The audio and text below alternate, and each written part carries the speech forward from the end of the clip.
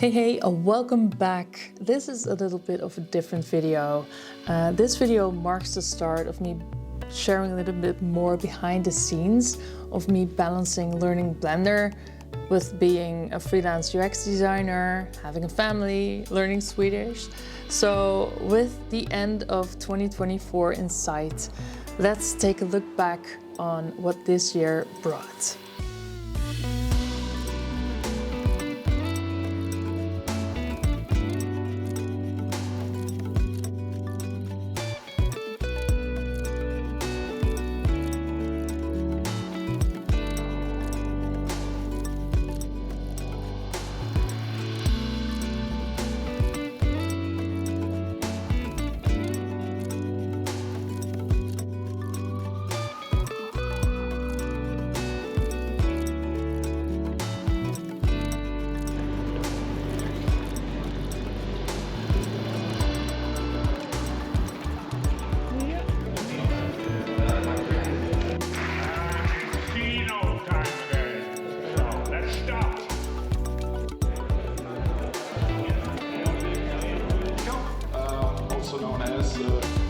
BCON, and I'm a freelance 3D artist.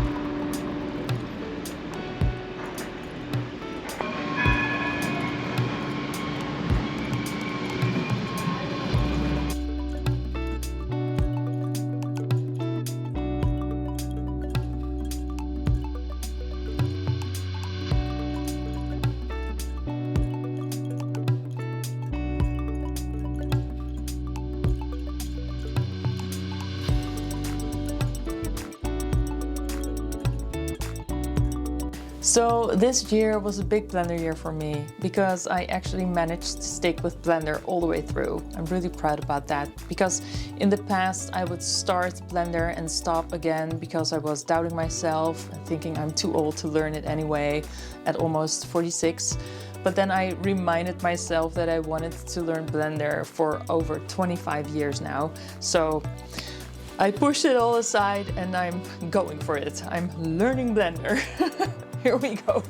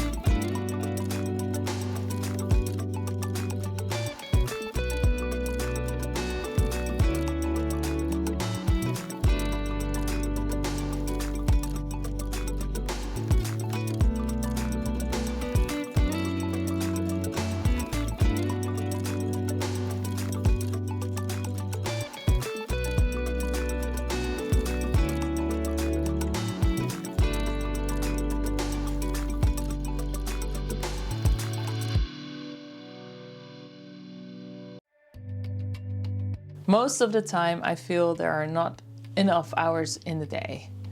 But when I look back at the progress that I made this year, finishing stuff, which is really important to keep motivation to move on, then I know it was worth the effort. One thing that also really motivated me to keep going were the live streams, the live co-working sessions I usually do on Friday. This not only kept me accountable for showing up for Blender and my own projects, but it also was an amazing way to get to know new people in the creative space. And it makes this journey so much more enjoyable. So thank you so much for joining my co-working sessions, and they will absolutely move along in 2025. Another thing that really resonated with me, which was mentioned in the chat during these live streams, was that some of you are having trouble finishing projects. In my 20 years of being a professional UX designer, there's something I learned, and that is finishing projects. I've worked on numerous large-scale million-dollar projects for mainly the government and organizations like the Royal Police.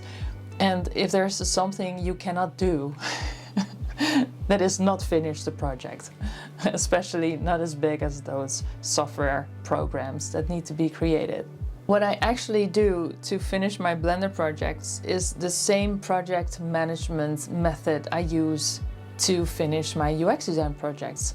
Of course, I'm working in a big team while working on these software projects, but it's basically the same thing.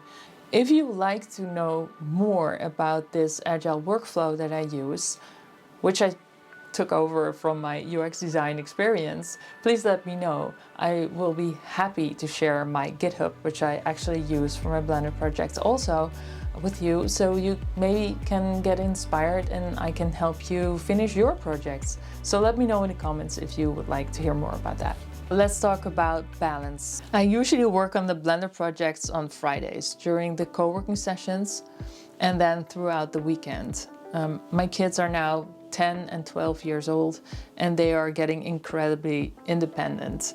It's a big difference when they're a little bit younger. Usually my daughter is being very creative upstairs, creating hand dragons and masks and all sorts of cool creative stuff.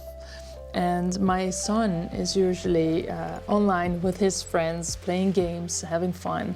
So they're doing their thing and they're, yeah, like I said, independent at this age, which gives me a little bit more time to dive into Blender and not feeling that guilty all the time, sitting behind my computer with my headphones on. My kids are actually really curious about Blender. They have a really critical eye on the stuff that I do. So, for example, my daughter will come over and she will say, "Oh, the armor of Darius is too small, it needs to be bigger, or it doesn't match Amelia's armor, or it needs to be in a different color," or whatever.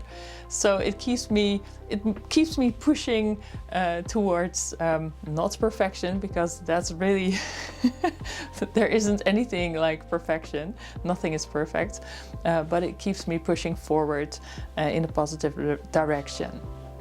Also, my husband is one of the biggest cheerleaders, which I'm very, very, very happy about. My whole family actually is cheering me on along this Blender path, and I'm really grateful for that. Another thing that I'm really grateful about is the growth of this YouTube channel. I started with 0 subscribers in January, and now in December I have like 648 or something. So that's amazing to me. I know in YouTube terms it's a teeny tiny channel, but to me it means the world. I'm so grateful that you guys interacted with the channel, shared some comments, gave likes, joined the live sessions. Thank you so much for that. I'm really, really grateful for that. 2025 is around the corner and I'm planning some ambitious Blender projects for myself, ranging from courses to my own projects to see if I can incorporate what I've learned into my own projects. And I'm very eager to share the journey. Stay tuned for new co-working sessions and a little bit more behind the scenes videos like this. And we want to wish you a Happy New Year! Bye!